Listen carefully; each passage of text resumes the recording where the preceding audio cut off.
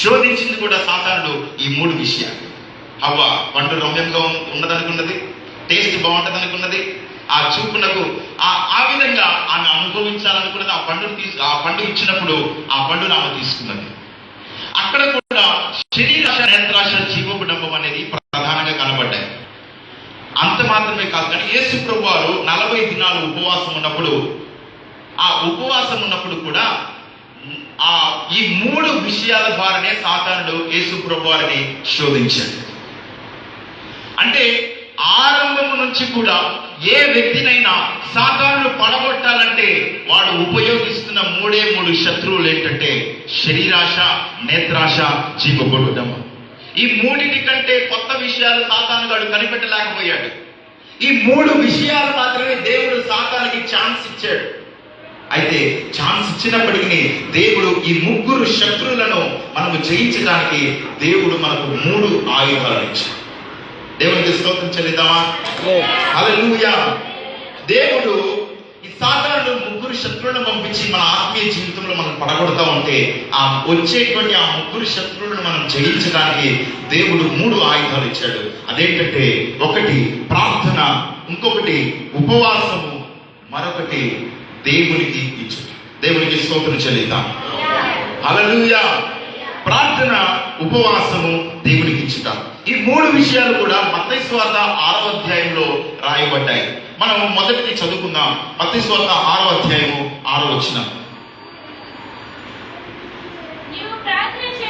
నీవు ప్రార్థన చేయునప్పుడు నీవు గదిలోనికి వెళ్ళి తలుపులు వేసి రహస్యమందున నీ తండ్రికి ప్రార్థన చేయుము. అప్పుడు రహస్యమందు చూచి నీ తండ్రి నీకు ప్రతిఫలం ఇచ్చును. అదేవిధంగా ఒకటి ఇక్కడ రహస్యమైన ప్రార్థన కనపడుతుంది. రెండవదిగా దేవుడు మనకి ఇచ్చినటువంటి 2వ ఆయుధం ఏంటంటే ఉపవాసం. అదే 6వ అధ్యాయంలో 16వ వచనంలో రాయబడి ఉంటుంది, రహస్యమందున్న తండ్రికి మీరు కనబడినట్లు ఉపవాసం ఉండండి. మీరు ఉపవసించినప్పుడు దుఃఖాముకులై ఉండకుండి, కానీ రహస్యమందు చూచుని తండ్రికి కనబడినట్లు ఉండమంటాడు. అంటే ఒకటి రహస్య ప్రార్థన, రెండవది రహస్యమైన ఉపవాసము, మూడవది ఏంటంటే దేవునికి ఇచ్చుట. ఇది కూడా ఎలా ఉండాలి, దేవునికి ఎలా ఇవ్వాలి అంటే అక్కడ 13వ వచనంలో రాశాడు, మనము కుడి చేతితో దేవునికి ఇస్తూ ఉన్నప్పుడు మనం ఎంత ఇస్తున్నాము, ఏమి ఇస్తూ ఉన్నాం అనేది ఎడమ చేతికి కూడా తెలియకుండా. స్తోత్రం చెల్లిద్దాం. హల్లెలూయా. మనకు కుడి చేతితో ఇచ్చేది ఎడమ చేతికి కూడా కనపడకూడదంట. కొంతమంది మనం చూస్తాం, అక్కడక్కడ వాక్యాలు చెప్తా ఉంటారు. కొంతమంది విశ్వాసులంట 2000 కాగితమే తెగిన 2000 కాగితమే తెగిన మదర్ చుట్టి ఇటు తీసుకొని వస్తారంట ప్రార్థన చేసుకోవడం. అంటే ఎవరికి కనపడాలని కొంతమంది విశ్వాసం చేసేది. మరి కొందరైతే వారు ఏదైనా దేవునికి ఇస్తూ ఉన్నప్పుడు, సపోజ్ నేను దేవునికి పంచడానికి టేబుల్ నేను కాంపిట్ ఇస్తాను, నా పేరు, నా ఊరు, నా అడ్రస్ మొత్తం స్టిక్కరింగ్ చేసి తీసుకుని వచ్చే ప్రదేశాలు కూడా లోపల లేకపోతే చాలా మంది సంఘాలు. అంటే ఇక్కడ దేవుడు అంటున్నాడు, మీరు రహస్యమైన ప్రార్థన చేయాలి, రహస్యమైన ఉపవాసం ఉండాలి. రహస్యముగా మనం దేవునికి మనం ఇచ్చేది బహిరంగ కనపడ అవసరం లేదు. సాతానుడు 3 శత్రువులను పంపిస్తున్నాడు, శరీరాశ, నేత్రాశ, జీవగుడంబం అని. కానీ ఆ 3 శత్రువులను జయించడానికి దేవుడు మనకు 3 రహస్యమైన కార్యాలు చెప్పాడు. ఒకటి ప్రార్థన, ఉపవాసము, దేవునికి ఇచ్చుట. హల్లెలూయా. దేవునికి స్తోత్రం చెల్లిద్దాం. హల్లెలూయా. ఇక్కడ రహస్యముగా చేయమంటున్నాడు ఈ 3 విషయాలు. రహస్యం అని ఎందుకు చెప్తున్నాడు? రహస్యం అంటే మనం ఎవ్వరికీ కనబడదు. రూమ్లోకి వెళ్ళి తలుపేసుకున్నాం, రూమ్లోకి వెళ్ళి తలుపేసుకుంటే అది రహస్యం. ఆ రూమ్లో ఉన్నటువంటి వ్యక్తికి తప్ప ఎవరికి, బయట ఉన్న వారికి లోపల ఏం జరుగుతుందో తెలియదు. ఎవరు వినలేరు, ఎవరు చూడలేరు. కారణం ఏంటంటే అది రహస్యమైనటువంటి స్థలం. అందుకని బైబిల్ చెప్తున్నాడు, ఇక్కడ నీ రహస్య స్థలంలో ప్రార్థన చేయాలి.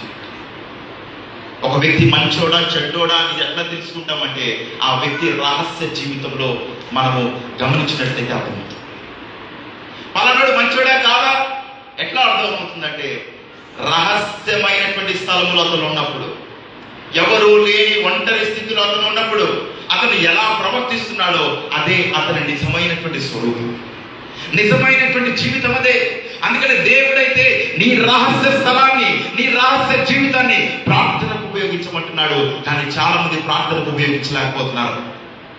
మన రహస్య స్థలం దేనికి ఉపయోగిస్తున్నాం? రహస్య ప్రార్థనక లేదా రహస్య పాపం? మన జీవితాల్లో విశ్వాసులుగా మన జీవితాల్లో మనం పరిశీలించుకోవాల్సినటువంటి విషయం ఇది. దేవుడైతే మన రహస్య జీవితాన్ని ప్రార్థనకు ఉపయోగించమంటున్నాడు. చాలా మంది అయితే రహస్య పాపానికి ఉపయోగిస్తున్నారు, రహస్య సమయం. ఈరోజు మనం ఎవరైనా ఎవరస్తులను పిలిచి, బ్రదర్ ఒకసారి లాక్ తీసి ఫోన్ ఇస్తావా, లాక్ తీసి సెల్ ఇస్తావా అంటే ఇవ్వటానికి చెమటలు పడతాయి చాలా మంది. కారణం ఏంటి? ఏదో రహస్య స్థలం అందులో ఉంది, వ్యర్థమైన చాటింగ్స్ ఉన్నాయి, వ్యర్థమైన హిస్టరీ ఉంది, ఏదో దేవుడు నిషేధించినటువంటి కార్యాలు, ఏదో రహస్యం అందులో ఉంది. కాబట్టి చెమటలు పట్టిపోతున్నాయి చాలా మంది ఫోన్. కారణం ఏంటి? నీ జీవితంలో రహస్యమైన ప్రార్థన ఉంటే, నీతి మంతుల గుడారంలో వెలువడే రక్షణ సునామం నీ యొక్క ఫోన్లో ఉంటే ధైర్యంగా ఇవ్వగలుగుతాం. దేవునికి స్తోత్రం చెల్లిద్దాం. హల్లెలూయా, హల్లెలూయా. మన జీవితంలో రహస్య పాపానికి మనం దారి ఉండకూడదు. దేవుడైతే రహస్య ప్రార్థనకు మనం రహస్య ప్రార్థన చేయాలని ఇష్టపడుతూ ఉన్నాడు. రహస్య ప్రార్థన ఏం చేస్తుంది తెలుసా? రహస్యం అనేటువంటి విషయాన్ని మనం ఒకసారి జ్ఞాపకం చేసుకుంటే, బైబిల్లో అనేకులు ఉన్నారు. వారిలో ఇద్దరు వ్యక్తులను మనం చూస్తాం. ఒక ఆమె పేరు ఒక స్త్రీ, ఆమె ఒక స్త్రీ అన్నమాట. ఒక స్త్రీని చూస్తాం, రెండవదిగా ఒక పురుషుడిని చూస్తాం. బైబిల్లో చాలా మంది ఉన్నారు. వాళ్ళల్లో ఆమె పేరు రాహాబు స్త్రీ. మరొక వ్యక్తి ఉన్నాడు, అతని పేరు ఆకాన్. ఏ కానండి? సలీం ఖానా? ఆకాన్. రాహాబు, ఆకాన్. రాహాబు అనే ఆమె ఒక స్త్రీ. ఆమె ఏం చేసిందంటే దేవుని బిడ్డలను తన యొక్క రహస్య స్థలంలో దాచిపెట్టింది. ఆకాన్ ఏం చేశాడంటే దేవుడు నిషేధించిన వాటిని తన రహస్య స్థలంలో దాచిపెట్టాడు. వీరిద్దరిని చాలా జాగ్రత్తగా వివరించుకుంటే, రాహాబు స్త్రీ ఉంది. రాహాబు స్త్రీ దేవుని బిడ్డను దాచింది. ఎట్లా దాచింది అంటే, దేవుని ప్రజలైనటువంటి ఇశ్రాయేలీయులు కనాను దేశానికి, వాగ్దాన భూమికి వెళుతూ ఉన్నప్పుడు మధ్యలో ఎరికో అడ్డం వచ్చింది. ఎరికో పట్టణం అడ్డం వచ్చినప్పుడు వాళ్ళు ఎరికో పట్టణము గుండా వెళ్ళాలి. ఇప్పుడు నేను ఈ దోరణాలకు రావడానికి మధ్యలో పెద్దార వీడు ఎన్ని తగులుకొని వచ్చినాను, ఇవన్నీ దాటుకొని వచ్చాను. అట్లానే వాగ్దాన దేశానికి వెళ్ళాలంటే మధ్యలో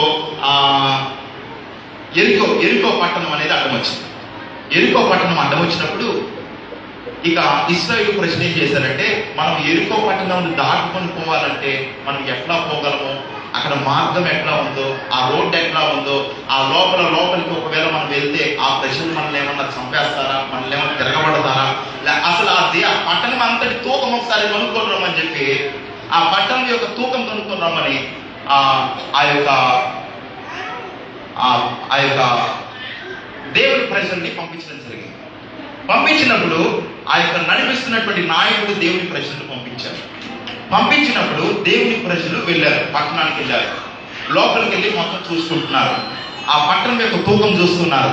ఒకవేళ మేము కొత్త వాళ్ళం కదా, మేము కనపడితే మమ్మల్ని ఏమన్నా అరుస్తారా, లేకపోతే తిడతారా, మా పైన ఏమన్నా దాడి చేస్తారా, మమ్మల్ని ఏమన్నా చంపుతారా అని చెప్పి వాళ్ళు జాగ్రత్తగా వాళ్ళు వెళ్ళి ఆ పట్టణంలో లోపలికి వెళ్ళి వాళ్ళంతా చూసుకుంటూ ఉన్నప్పుడు వాళ్ళలో ఎవరో కొంతమంది చూసి వీళ్ళు ఖచ్చితంగా మన పట్టణస్తులు కాదు, వీళ్ళెవరో కొత్తోళ్ళు మన దేశం మీద పడి మనమందరినీ చంపడానికి వచ్చారు, వేగు చూడటానికి వచ్చారని చెప్పి కనుకొని వాళ్ళ అమ్మడి పడ్డప్పుడు వాళ్ళు తరుగుతున్నారు. వీళ్ళేమో పరిగెత్తుకుంటూ దాక్కున్నారు ఒక చోట.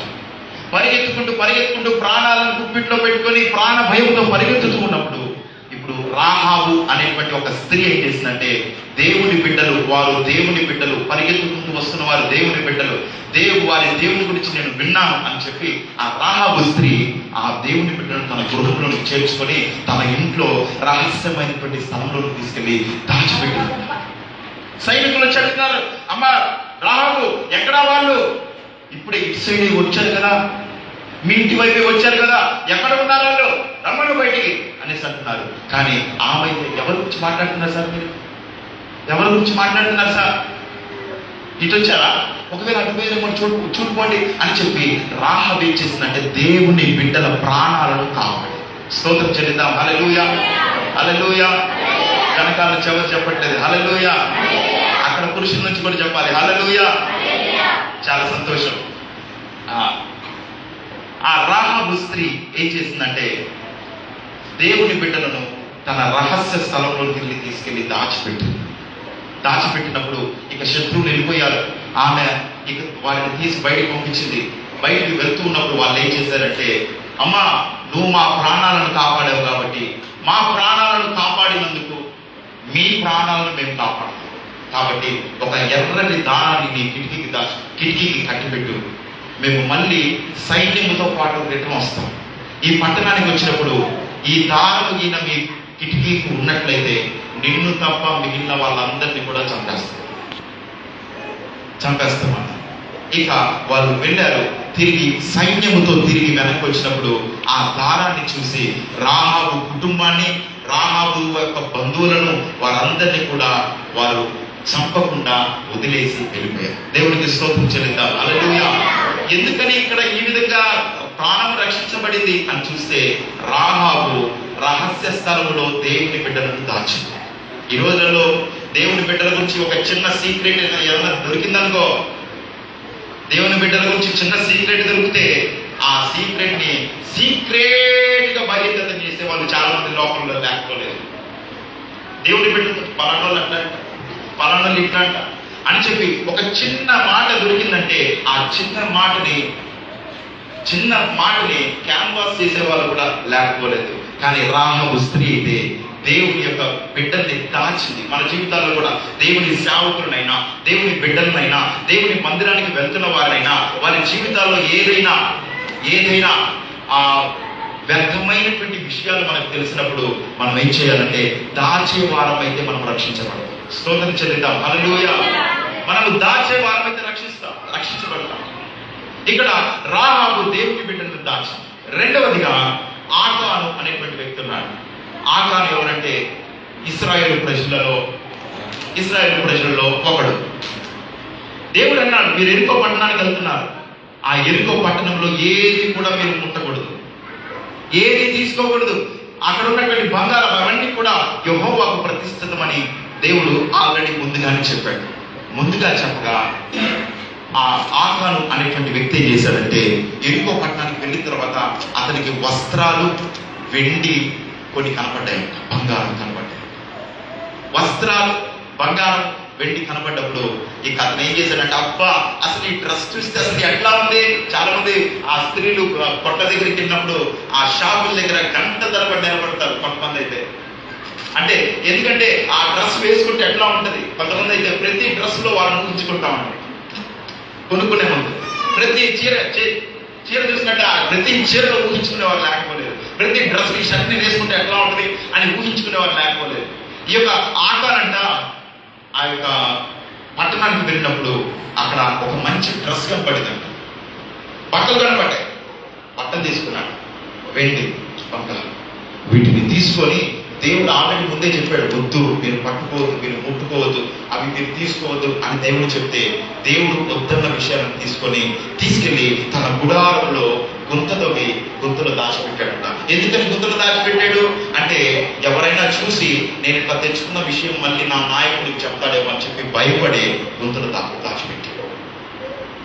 గుంతలో దాచిపెట్టగా దేవుడైతే బయలుపరిచాడు, మీలలో నేను వద్దు అన్న విషయాన్ని కొంతమంది చేశారు. వాళ్ళెవరో కొంతమంది చేశారు, అందును బట్టే మీకు అపజయం కలిగింది అని దేవుడు నాయకుడితో చెప్పినప్పుడు ఎవరు కూడా ముందుకు రావట్లేదు. ఆకాలైతే నాకేం తెలియదు, నేనేం చేయలేదు అన్నట్టుగా అందరిలో ఉండి ఆయన జాగ్రత్తగా నటిస్తున్నాడు, కవరింగ్ చేసుకుంటున్నాడు.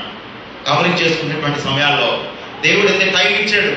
టైం ఇచ్చినా కానీ అతను వచ్చి ప్రభా నేను దొంగతనం చేశానని ఆయన బహిర్గతం చేసుకోలేకపోయాడు, ఒప్పుకోలేకపోయాడు. అప్పుడు దేవుడు ఏం చేశాడంటే ఆయనే బయలుపరిచాడు, ఫలాని కుమారుడు, ఫలాని వాళ్ళ కుమారుడు, ఫలాని వాళ్ళ మనవడు, ఫలాని గోత్రికుడు ఆతాను ఇట్లా చేశాడు, అందుకని మీకు నష్టం కలిగిందని దేవుడు చెప్పినప్పుడు అప్పుడు ఆ యొక్క యెహోషువ వారు వచ్చి ఆతాను యొక్క గుడారంలో తవ్వి చూస్తే అక్కడ ఉన్నాయంట బంగారము, వెండి, అదేవిధంగా వస్త్రాలు. అవన్నీ దాగి ఉన్నప్పుడు అవన్నీ తీసి అప్పుడు వారిని శిక్షించడం జరిగింది. అప్పుడు ఏం జరిగింది తెలుసా? ఆకానికి ఏం జరిగిందంటే ఆకాన్ని తీసుకెళ్లి ఇశ్రాయేలు ప్రజలు ఆకాన్ని తీసుకెళ్లి రాళ్లతో కొట్టి చంపారు. ఆకానికి సంబంధించినటువంటి కుటుంబస్తులు. ఒక పక్కేమో రాహాబేమో ఆమె రహస్య జీవితంలో, రహస్య స్థలంలో ఆమె దేవుని బిడ్డలు దాచింది. ఆమె కుటుంబము, ఆమె బంధువులు అందరూ కూడా రక్షించబడ్డారు. ఆకానేమో తన రహస్య స్థలంలో దేవుడు నిషేధించినటువంటి వాటిని, దేవుడు వస్తున్నటువంటి కార్యాలను ఆయన చేశాడు. కాబట్టి ఆయన కుటుంబము, ఆయన బంధువులు అందరూ కూడా చేశారు. దేవునికి స్తోత్రం చెల్లిద్దాం. హల్లెలూయా, హల్లెలూయా. చాలా సంతోషం. నేను తెలుగులో చెప్తాను, కానీ చెప్పండి, నేను ఇంగ్లీష్లో చెప్తాను. హల్లెలూయా. హిందీలో చెప్తున్నా వెనకాల బ్రదర్స్. హల్లెలూయా. చాలా సంతోషం, అన్ని భాషలు నేర్పించాను. ఓకే, ఇక్కడ ఆకాను ఏమో నశించిపోయాడు, మరణించాడు. రాహాబేమో రక్షించబడి. కారణం ఏంటంటే వారి రహస్య జీవితంలో వారి భవిష్యత్తును మలుపు తిప్పే ఆశీర్వాదం వారి దగ్గర. రాహాబు జీవితంలో తన భవిష్యత్తును మలుపు తిప్పే ఆశీర్వాదం ఉంది. ఆకాను జీవితమేమో, ఆకాను రహస్య స్థలంలో ఏమో ఆయన యొక్క జీవితాన్ని, భవిష్యత్తును నాశనం చేసే శాపం ఉంది. ఏ జీవితంలో అయితే ఆశీర్వాదం ఉంటుందో, ఏ జీవితంలో అయితే, ఏ వ్యక్తిలో అయితే రహస్య స్థలంలో ప్రార్థన జీవితము, పరిశుద్ధాత్మతో సహవాసము, ప్రార్థన జీవితము, దేవునికి ఉపవసించే అనుభవము, సమర్పణ జీవితము ఏ కుటుంబంలో, ఏ వ్యక్తి అంతర్గత జీవితంలో ఉంటుందో ఆ యొక్క జీవితం ఖచ్చితంగా ఫలభరితంగా మార్చబడుతుంది. స్తోత్రం చెల్లిద్దాం. హల్లెలూయా, హల్లెలూయా. అలా కాకుండా ఏ వ్యక్తి జీవితంలో అయితే పాపము దాగి ఉంటుందో, ఏ వ్యక్తి జీవితంలో అయితే దేవుడు నిషేధించిన కార్యాలు దాచబడి ఉంటాయో, ఆ వ్యక్తి ఎంత ప్రార్థన చేస్తున్నా, ఆ వ్యక్తి ఎంత భక్తిగా జీవిస్తున్నా, బయటకు కనబడటానికి ఎంతగా నటిస్తున్నప్పటికీ కూడా అతని జీవితం, అంతర్గత జీవితంలో ఉన్నటువంటి పాపమే ఏదో ఒక రోజు అతన్ని తొక్కేస్తుంది. ఒక పిన్నిస్ తీసుకొని కర్చీఫ్లో మదర్ చుట్టి జోబులో పెట్టుకుంటే అది నెక్కమడుచుకొని వస్తుంది పిన్నిస్, సూది. ఎందుకని అలానే మన పాపాలు కూడా మనం ఎంత దాచిపెట్టాలని చూసినా కానీ ఏదో ఒక రోజు బయటకు వస్తాయి.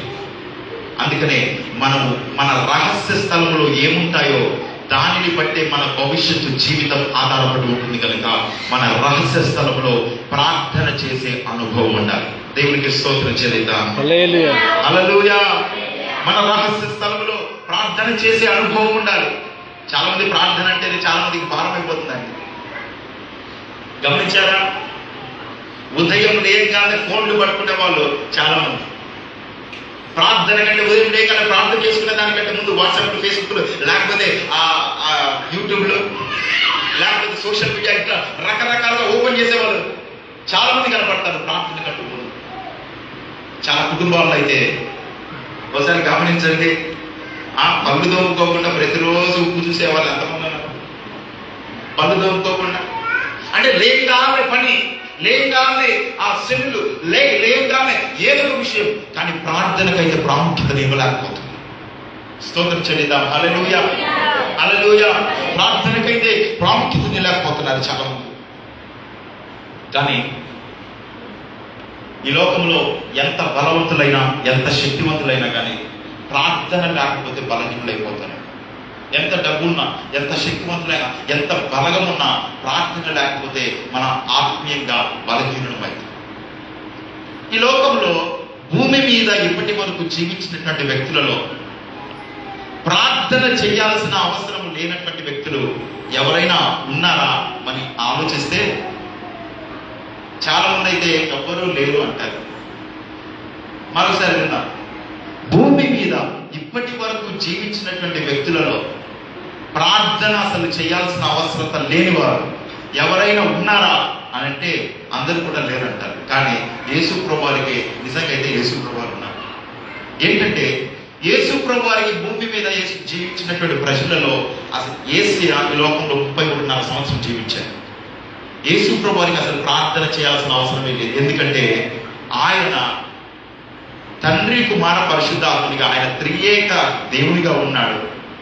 ఆయన త్రియేకతలో ఆయన ఒక్కడే ఉన్నాడు. ఆయన త్రియేక దేవుడిగా ఉన్నాడు, త్రిత్వములో ఆయన బడిగా ఉన్నాడు. ఇప్పుడు మనం చూసుకుంటే నా ఫోన్కి నేను రింగించుకోలేదు, నాకే నేను ప్రార్థన చేసుకుంటానా? ఇప్పుడు యేసు ప్రభు వారు భూమి మీదకి వచ్చారు. వచ్చిన తర్వాత ప్రార్థన చేయాల్సిన అవసరం యేసు ప్రభు వారికి ఒక్కడికి లేదు. అయినా కానీ ఎప్పుడు చూసినా ఆయన ప్రార్థనలోనే. చాలా మంది అంటారు, నేను పరిచయం చేస్తున్నా కదా, ఆదివారం ప్రార్థనకు వచ్చిపోతున్నా కదా, ఇక నాకు ప్రార్థన అవసరం లేదు అని చాలా మంది అనుకుంటారు. కానీ ఆదివారం మనం ఇక్కడికి వచ్చి చేసే పరిచర్యే మన ప్రార్థనే. మనం సమాజంగా కూడుకొని, పబ్లిక్ సమాజంగా కూడుకొని మనం ఆరాధించే ఆరాధన ప్రార్థన, ఈ ప్రార్థనే. కానీ మన వ్యక్తిగత జీవితంలో రహస్య ప్రార్థన, ఏకాంత ప్రార్థన అనేది ఆ ప్రార్థన కూడా చాలా ప్రాముఖ్యమే. కారణం అసలు భూమి మీద ప్రార్థన చేయాల్సిన అవసరమే లేదు. యేసు ప్రభు వారు ఎప్పుడు చూసినా కానీ ప్రార్థనలోనే ఉన్నాడు. కారణం ఏంటంటే ఆయన ఉదయం చూస్తే శిష్యులు వచ్చి అడుగుతున్నారు, శిష్యులు వచ్చి చూస్తున్నారు. ఉదయం చూస్తే యేసు ప్రభు ప్రార్థన చేస్తున్నాడు, మధ్యరాత్రిలో చూస్తే యేసు ప్రభు ప్రార్థన చేస్తున్నాడు, లేకపోతే సాయంత్రం చూస్తే యేసు ప్రభు ప్రార్థన చేస్తున్నాడు. అసలు ప్రార్థనే చేయాల్సిన అవసరం లేనటువంటి ప్రభు ఆయన నిత్యము ప్రార్థన చేస్తున్నాడు. కారణం ఏంటంటే మనకు మాదిరి చూపుతున్నాడు. నిత్యము తండ్రితో సంభాషణ కలిగి స్తోత్రం చెల్లిద్దాం. హల్లెలూయా, హల్లెలూయా. ఎప్పుడు చూసినా యేసు ప్రభువు ప్రార్థన చేస్తూ ఉన్నాడు. అందుకని శిష్యులు కూడా యేసయ్య దగ్గరికి వచ్చి, ప్రభువా ప్రసంగం ఎట్లా తయారు చేయాలో చెప్తావా అని అడగలేదు. యేసయ్య వాక్యం ఎట్లా చెప్పాలో నాకు నేర్పిస్తావా అని శిష్యులు యేసయ్యని అడగలేదు. కానీ వాళ్ళు అడిగినటువంటి ఒకే ఒక విషయం ఏంటంటే, ప్రభువా ప్రార్థన ఎలా చేయాలో మాకు నేర్పమన్నారు. గట్టిగా చప్పట్లు కొట్టేస్తారు. హల్లెలూయా. ప్రార్థన ఎలా చేయాలో నేర్పు ప్రభువా. కారణం ప్రార్థన అనేది ప్రతి విశ్వాసికి ప్రాముఖ్యమైనది. ప్రార్థన అనేది ప్రతి ఒక్క వ్యక్తిలో ఉండాల్సినటువంటి లక్షణం, అనుదినము ఉండాల్సినటువంటి లక్షణం. మరి ఈ విషయాన్ని ఎంతమంది పాటిస్తారో లేదో నాకు తెలియదు, కానీ నేనైతే చెప్పేస్తున్నాను. అదేంటంటే మనం ప్రతి దానికి దశభాగం తీస్తాం. దేవుడు మనకి 24 గంటలు టైం ఇచ్చాడు. 24 గంటల టైంలో దశభాగం ఎంత అవుతుంది? అప్పుడు 2 గంటల 40 నిమిషాలు. 2 గంటల 40 నిమిషాలు ప్రతి అనుదినము ప్రతి విశ్వాసికి ప్రార్థించే అనుభవంలో ఉంటే వారి యొక్క ఆత్మీయ జీవితం, వారి యొక్క జీవితం ఫలభరితంగా మనం ఊహించని స్థాయిలోకి వెళ్ళిపోతుంది. స్తోత్రం చెల్లిద్దాం. హల్లెలూయా, హల్లెలూయా. కాబట్టి ప్రార్థన అనేది చాలా ప్రాముఖ్యమైనది. చాలా మంది ప్రార్థనకు సమయాన్ని పెట్టలేకపోతుంటారు. కొంతమంది అయితే జీవితం అంతా బాగున్నప్పుడు ఇక అసలు ప్రార్థన గుర్తురాదు. కొంతమంది జీవితాలు చూస్తాం, కష్టం వస్తే కన్నీటి ప్రార్థన, కష్టం పోతే కళ్ళు కూడా మూసుకోరు ప్రార్థన. కష్టం వస్తే కన్నీటి ప్రార్థన, ప్రభువా నన్ను విడిపిస్తావా లేదా, నన్ను కాపాడుతావా లేదా, నన్ను తండ్రి నన్ను బయట ప్రభువా కష్టం నుంచి. కష్టం పోయిందనుకో కళ్ళు మూసుకోవాలన్నా కానీ పాస్టర్ గారు చెప్పాలప్పుడు, మా కళ్ళు మూసుకోమా తల్లి. స్తోత్రం చెల్లిద్దాం. హల్లెలూయా. కారణం మన జీవితాల్లో మనం ప్రతిదీ కూడా దేవుని దగ్గరికి వెళ్ళి మనం దేవుని దగ్గర సంభాషించాలని దేవుడు ఆశిస్తున్నాడు. అందుకని బైబిల్లో దేవుడు చెప్పాడు, ప్రతి విషయమునందును కృతజ్ఞతాస్తుతులు చెల్లించండి, ఈలాగు చేయుట మీ విషయమై దేవుని చిత్తమైనది. ప్రతి విషయంలో మనం దేవుని కృతజ్ఞతాస్తుతులు చెల్లించాలి. కానీ చాలా మంది దేవుని దగ్గరికి ప్రతి విషయాన్ని తీసుకెళ్లరు. పెద్ద సమస్య వస్తేనే దేవుని దగ్గర తీసుకెళ్తారు. కారణం ఏంటంటే చిన్న చిన్న ఇల్లు దేవుని దగ్గర తీసుకెళ్ళాం, మనం హ్యాండిల్ చేసేస్తాం. ఇవి నేను మొత్తం ఏది సాల్వ్ చేసేస్తా, ఈ సమస్యని పరిష్కరించేస్తా అని చెప్పి సొంతగా జీవపు డమ్మముతో చాలా మంది ఉంటాం. నిజానికి మనం ప్రతి విషయాన్ని బట్టి దేవుడికి కృతజ్ఞతాస్తుతులు చెల్లించాల్సినటువంటి వారు. అందుకని దేవుడు మనము సుఖమైన దుఃఖమైన బాధలైన వేదనైనా ఏదైనా సమస్తమును బట్టి దేవునికి ప్రతి విషయంలో దేవుడికి కృతజ్ఞతాస్తుతులు చెల్లించమని దేవుడు ఆశిస్తున్నాడు. స్తోత్రం చెల్లిద్దాం. హల్లెలూయా, హల్లెలూయా. అందుకని కృతజ్ఞతాస్తుతులు మనం అనుదినము ప్రార్థన చేసేవారం అయితే మనం కృతజ్ఞతాస్తుతులు దేవుడికి ప్రతి విషయాన్ని బట్టి కూడా దేవుడికి మనకు కృతజ్ఞతాస్తుతులు చెల్లిస్తాం. ప్రార్థన ద్వారా అనేకం చాలా విషయాలు జరుగుతాయండి. మనం అనుదినము ప్రార్థించే వారైతే ప్రార్థన శోధన నుంచి మనం విడిపిస్తుంది. రెండవదిగా ప్రార్థన మన స్వచిత్తాన్ని దేవుని చిత్తానికి అనుగుణంగా మారుస్తుంది. ప్రార్థన మనల్ని ఒక సరైన దేవుని చిత్తంలో నడిపిస్తుంది. ఇట్లా మనం చూసుకుంటే ప్రార్థన ద్వారా అనేక కార్యాలు జరుగుతాయి. వాటిలో ఈరోజు మనం చెప్తుంది ఏంటంటే ప్రార్థన ద్వారా జీవపు డంబము అణచివేయబడుతుంది. స్తోత్రం చెల్లిద్దాం. హల్లెలూయా. సాతానుడు వేసే 3 బాణాలు ఏంటి? సాతానుడు పంపించే 3 శత్రువులు ఏంటంటే శరీరాశ, నేత్రాశ, జీవపు డంబం.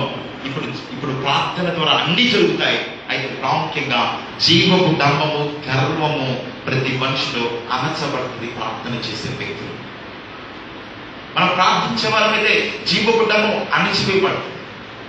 అంత మాత్రమే కాదు, ఇక రెండవది ఏంటంటే ఉపవాసం. చదువుకుందాము 16వ వచనాన్ని.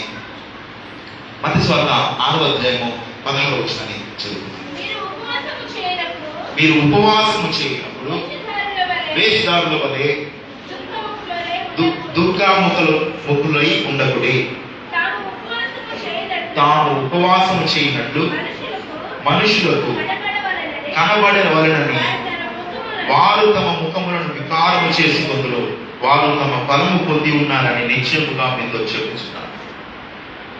ఇక్కడ రెండవదిగా దేవుడు కోరుతున్న విషయం ఏంటంటే రహస్యమైన ఉపవాసం.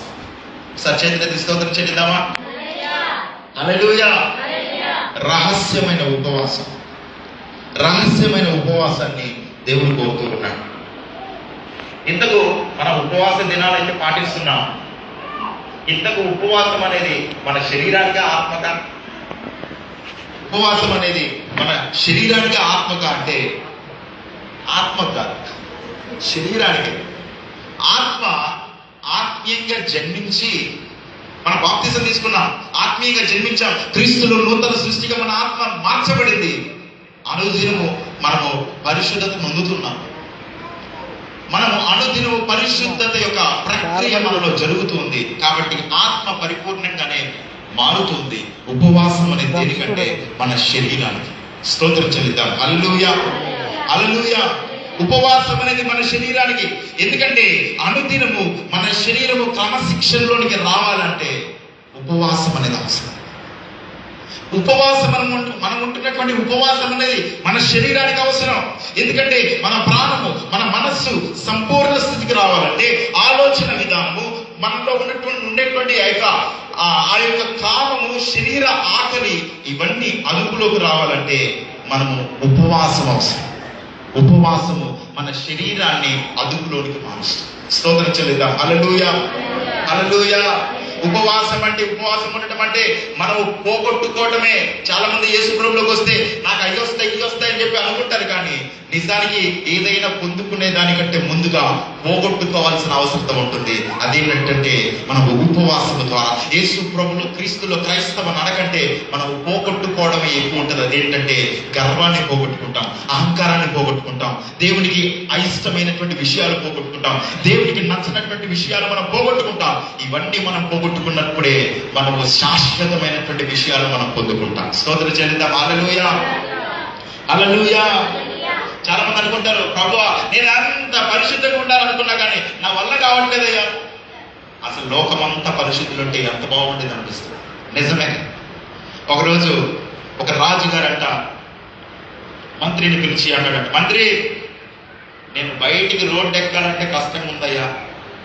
నేను గుర్రం మీద నుంచి కింద కాలు పెట్టాలంటే కష్టంగా ఉంది. ఆ రాళ్ళు గుచ్చుకుంటున్నాయి, రప్పలు గుచ్చుకుంటున్నాయి, అవన్నీ ముళ్ళులు గుచ్చుకున్నాయి, నా కాలుకి నొప్పి తీస్తుంది అనేసి అన్నాడంట. ఎప్పుడు జరిగింది ఇది? ఇది ఎప్పటి విషయం అంటే చెప్పులు లేని కాలంలో, చెప్పులే భూమి మీద లేని కాలంలో ఉన్నటువంటి విషయం అన్నమాట. రాజు అన్నాడంట ఆ మంత్రిని పిలిచి, బయట అడుగు పెట్టాలంటే కాళ్ళు వస్తున్నాయి, అవన్నీ గుచ్చుకుంటున్నాయి, ఏం చేయాలో అర్థం కావట్లేదు మంత్రి, ఏదన్నా చెయ్యి నా కోసం అన్నాడంట.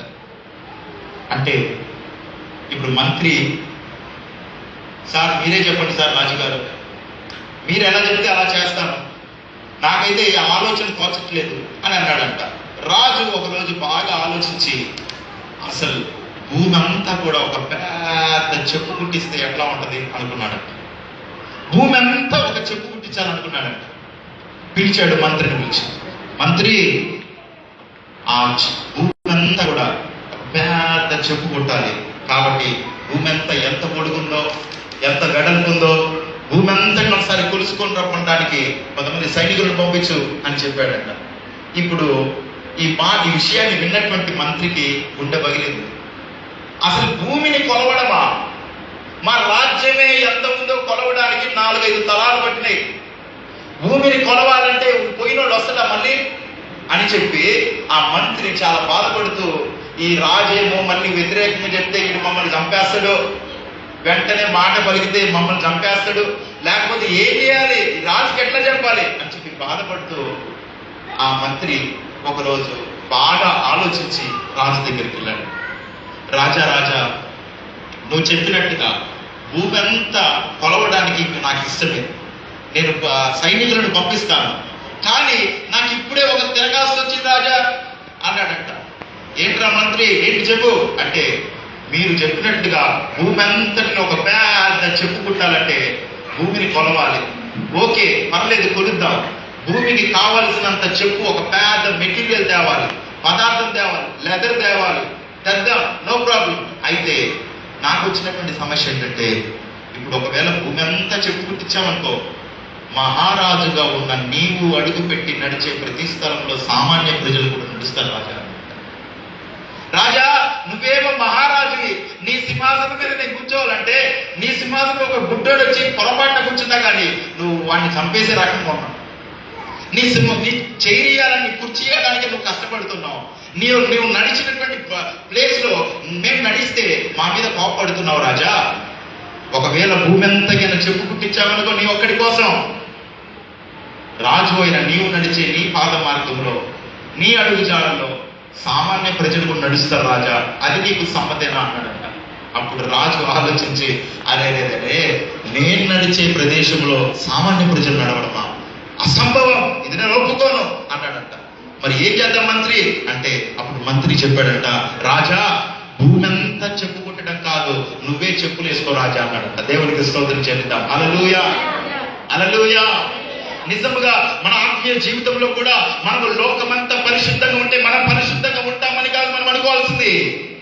నిజముగా మన వ్యక్తిగత జీవితంలో మనము పరిశుద్ధంగా ఉండటానికి ప్రయత్నించాలి. గట్టిగా చెప్పండి, కూడా చూసుకోవాలని చెప్తాం. హల్లెలూయా. భూమి అంతా పరిశుద్ధంగా ఉంటే ప్రజలందరూ పరిశుద్ధంగా ఉంటే ఉండటం కాదు, మనకై మనము చెప్పులేసుకోవాలి. సిద్ధ మనసుకు సాదృశ్యమైనటువంటి మనము ఆ యొక్క జోడిని తొడుగుకొని, ఇదిగో విశ్వాసం అనే డాలు పట్టుకొని, ఇదిగో ప్రార్థన జీవితం కలిగి ఈ ఆత్మీయ పోరాటములు అపవాది వేస్తున్నటువంటి అగ్ని బాణములను ఆర్పగలిగిన రీతిలో మనము ఆత్మీయ జీవితం మనము చెప్పులేసుకొని తొడుక్కోవాలి. స్తోత్రం చెల్లిద్దాం. హల్లెలూయా. భూమి అంతా పరిశుద్ధంగా ఉంటే నేను పరిశుద్ధంగా ఉంటా కాదు, నేను పరిశుద్ధంగా ఉండడానికి ప్రయత్నిస్తాను. ఎందుకంటే భూమి అంతా కూడా ఇదిగో సాతాను ఆదాము చేసిన పాపాన్ని బట్టి భూమి అంతా కూడా నశించిపోయింది, అనగా పడిపోయినటువంటి స్థితిలోకి పోయింది. మనుషులందరూ కూడా పడిపోయినటువంటి స్థితిలోకి వెళ్ళారు. ఏ చిన్న పిల్లోని కదిలించినా కానీ అతనిలో మొత్తం పాపపు మాటలు, పాపపు బూతులు, వ్యర్థమైనటువంటి చూపులు ఇవన్నీ బయటకు వస్తూ ఉంటాయి. కానీ ప్రతి ఒక్కరిలో అట్లాంటి పడిపోయినటువంటి స్థితి ఉంది కనుక మనం వాళ్ళని వీళ్ళని బట్టి కాదు, మనల్ని మనం సరి చేసుకోవడానికి సిద్ధపడాలి. స్తోత్రం చెల్లిద్దాం. హల్లెలూయా, హల్లెలూయా. అందుకని మన శరీరేచ్ఛను మనం జయించాలంటే కామము, ఆ యొక్క శరీరము, ఆకలి అనేటువంటి కార్యాలన్నింటినీ మనము అదుపులోనికి తేవాలంటే ఉపవాసం అనేది ప్రతి విశ్వాసం కూడా చాలా ప్రాముఖ్యంగా ఉన్నది. స్తోత్రం చెల్లిద్దాం. హల్లెలూయా, హల్లెలూయా. మనకు ఉపవాసం అంటే మనకి చాలా కష్టమే. అప్పుడప్పుడు ఉపవాసం అంటే చాలా కష్టమే. మనం ఎప్పుడు లేని కూడా ఉపవాసం ఉన్నప్పుడు ఇంట్లో భర్త కూర తీసుకొని వస్తాడు. ఉపవాసం ఉన్నప్పుడే ఆ చికెన్ ఫ్రై బండి కనపడుతుంది. ఉపవాసం ఉన్నప్పుడే లేకపోతే పానీపూరి బండ్లు ఇవన్నీ కనపడతాయి. మనం ఉపవాసం ఉన్నప్పుడే నోరు ఊరుతుంది. కానీ అవి అట్లా మనల్ని శోధించబడుతున్నప్పుడు మనం ఆ శోధనకు లొంగిపోకూడదు. మనం ఏం చేయాలంటే, నేను ఉపవసించుటకు నేను ఈరోజు ప్రతిష్ఠించబడ్డా, నేను ఉపవసించాలని నేను ఫిక్స్ అయ్యా, ఇక నేను ఉపవాసం నుంచి నేను వెనక్కి రానుకోవాలి. దేవునికి స్తోత్రం చెల్లిద్దాం. హల్లెలూయా, హల్లెలూయా. ఎందుకంటే ఉపవాసం ఉండడం అంటే ఇదేదో పస్తుండడం కాదు, పని మీద పడి పస్తుండడం కాదు, లేకపోతే నేను ఎక్కువ లాభం అవుతున్నా అని చెప్పి తిండి మానుకోవడం కాదు. ఉపవాసం అంటే ఏంటంటే భోజనానికి బదులుగా వాక్యాన్ని తినాలి. ఉపవాసం అంటే నీటికి బదులుగా ప్రార్థనను మనం కలిగి ఉండాలి. ఉపవాసం అంటే మనం మోకరించుటకు, మనము చేతులు కడుక్కొనుటకు బదులుగా మోకరించి శరము వంచాలి. దేవునికి స్తోత్రం చెల్లిద్దాం. హల్లెలూయా. కాబట్టి ఉపవాసం అనేది చాలా ప్రాముఖ్యమైనది. క్రైస్తవ నడకలో ఉపవాసమే మన శరీరాన్ని అదుపులోనికి తాగలదు. ఉపవాసమే మన యొక్క శరీరాన్ని క్రమశిక్షణలోనికి నడపగలదు. ఎందుకంటే క్రైస్తవ నడకంటే మనం ఏదో సంపాదించుకునేది కాదు. ఇందాక చెప్పినట్టుగా ఏవేవి లాభకరములో అవి నష్టంగా ఇచ్చుకోవడమే క్రైస్తవ నడక. మనకి ఏవి లాభకరమో పౌలు గారు అన్నారు, నాకు ఏవేవి లాభకరమో అవి క్రీస్తు కొరకు నేను నష్టంగా ఇచ్చుకుంటున్నాను. కారణం ఏంటంటే మనలో మనకు అలాంటి లాభకరంగా ఉంది అంటే మనకు ఈ లోకపరంగా లాభకరమైనవి క్రీస్తు కొరకు నష్టకరంగా ఇచ్చుకోవాలి. అంటే ఆరోగ్యం బాగాలేదు, ఒక్క పూట కూడా ఉపవాసం ఉండలేను అనుకోవడం కాదు. నేను ఆరోగ్యం, నాకు తలనొప్పి వస్తుంది, అయినా కానీ ఈ తలనొప్పి నేను ఉపవాసించి దేవుని దగ్గర నుంచి పొందబోయేటువంటి ఆ ప్రతిఫలానికి ముందుగా పెట్టే పెట్టుబడిగా మనం ఆశించాలి. స్తోత్రం చెల్లిద్దాం. హల్లెలూయా. ఎందుకంటే దేవుడు మనం ఏదో ఉపవాసం ఉన్న 2 రోజులు ఉన్నాడు, నా కుమారుడు నా కుమార్తె 2 రోజులు ఉంది, లేకపోతే 3 రోజులు ఉన్నారు ఉపవాసం అని చెప్పి మాత్రమే కాదు దేవుడు మనకు ప్రతిఫలాన్ని ఇచ్చేది. మనం ఉపవసించిన క్షణం నుండి మనం ఎన్ని శోధనలు అయితే మనం అలచుకుంటూ వచ్చామో వాటన్నిటిని లెక్కేసుకొని మరి దేవుడు మనకు ప్రతిఫలం ఇస్తాడు. స్తోత్రం చెల్లిద్దాం. హల్లెలూయా, హల్లెలూయా.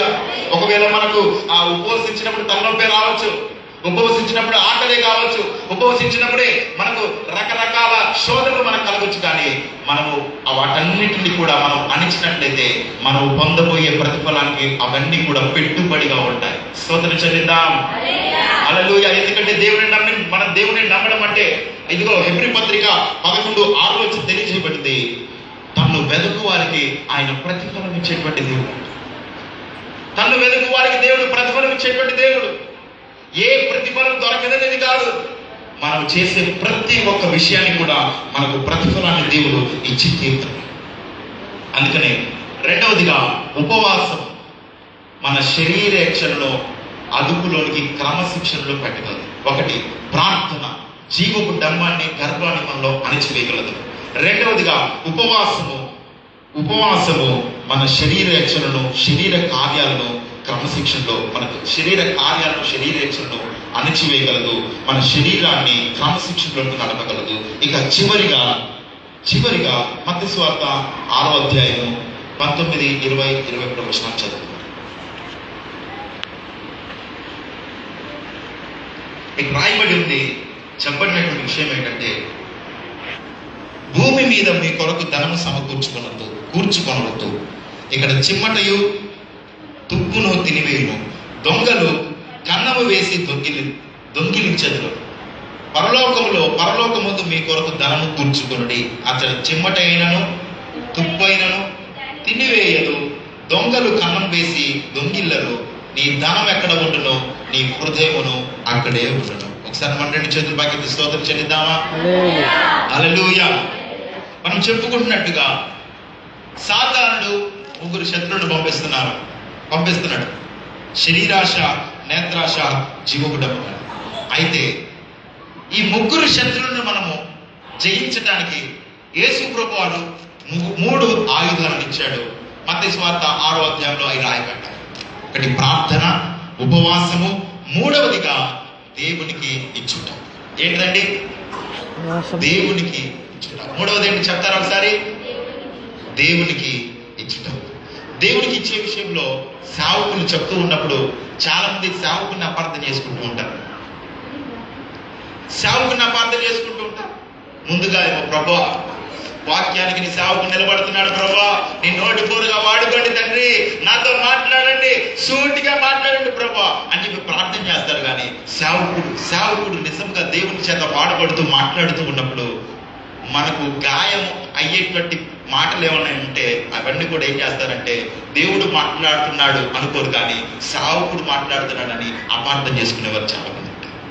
నిజానికి చాలా మంది ఉంటారు, కానీ నిజానికి సేవకుని అపార్థం చేసుకునేటువంటి వాళ్ళు చాలా మంది ఉంటారు. కానీ బైబిలే స్పష్టంగా వివరిస్తుంది, నీ ధనం ఎక్కడ ఉండునో నీ హృదయమును అక్కడే. చదువుతారు ఒకసారి మత్తయి సువార్త 21వ వచనంలో చెప్పబడింది. మత్తయి సువార్త 6వ అధ్యాయం 21వ వచనం చివరి మాటగా నేను ముగించబోతున్నాను.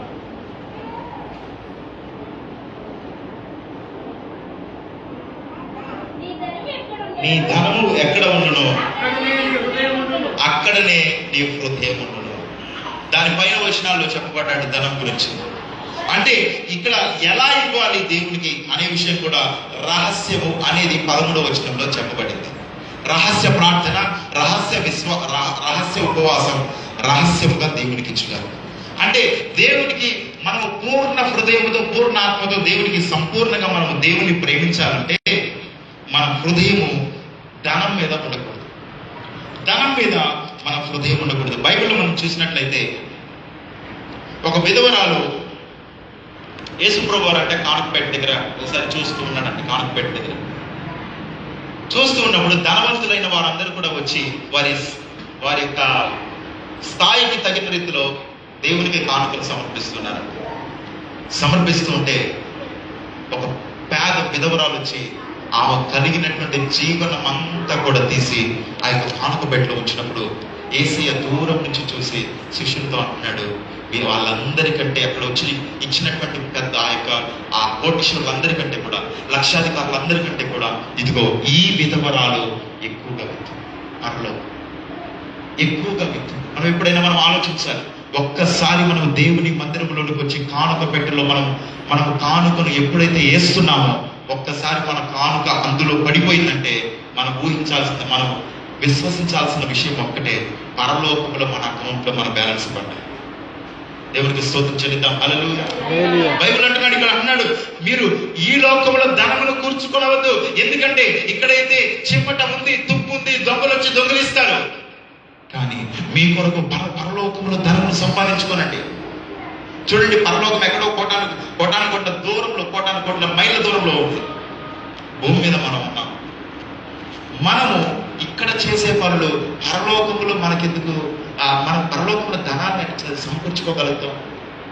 మనం ఈ లోకంలో ఉన్నాం కదా, పరలోకంలో మనం ధనాన్ని ఎట్లా సమకూర్చుకుంటాం అంటే ఒక్కసారి మనం వచ్చి సేవకుని చేతిలో మనం ఎప్పుడైతే మనం కానుకలు పెడుతున్నామో, నీ చేతిలో నుండి కానుక ఎప్పుడైతే సేవకుని చేతిలోనికి వెళ్ళిపోతుందో, చేతులు ఎప్పుడైతే మారుతుందో ఆ క్షణంలోనే పరలోకంలో మన అకౌంట్లో మన బ్యాలెన్స్ పడుతుంది.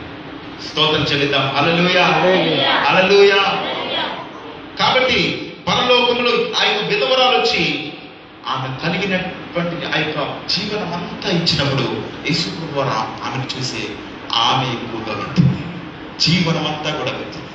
చాలా మంది ఈ రోజులలో ఎట్లా ఉన్నారంటే, యూట్యూబ్లో ఎవరన్నా మంచి వాక్యం చెప్తే చాలు, లేకపోతే ఫేస్బుక్లో ఎవరైనా వాక్యం మంచిగా చెప్తే చాలు, ఆ యొక్క టీవీలలో మంచిగా వాక్యం చెప్పి కింద అకౌంట్ నెంబర్ వేస్తే చాలు, ఆ అకౌంట్ నెంబర్లకు ఫోన్ చేసి అయ్యగారు ప్రేరేపించబడ్డామయ్యా అని చెప్పి వారి యొక్క కానుకలను అటు సైడ్ పంపించేటువంటి వారుగా ఉన్నారు. నిజానికి అది వాక్యానుసారం కాదు. ఎందుకంటే ఇక్కడ నిజానికి మన కానుకలైనా మన దశంభాగాలైనా మనం ఎక్కడ ఇవ్వాలంటే, మనం ఎక్కడైతే మారు మనసు పొందామో, మనం ఎక్కడైతే మారు మనసు పొంది క్రీస్తులోకి వచ్చామో, ఎక్కడైతే వాక్యాన్ని వింటున్నామో, ఎక్కడైతే రొట్టె రసములో పాలు పొందుతున్నామో అక్కడ మాత్రమే మన కానుకలను ఇవ్వాలి. అది మాత్రమే వాక్యానుసారం.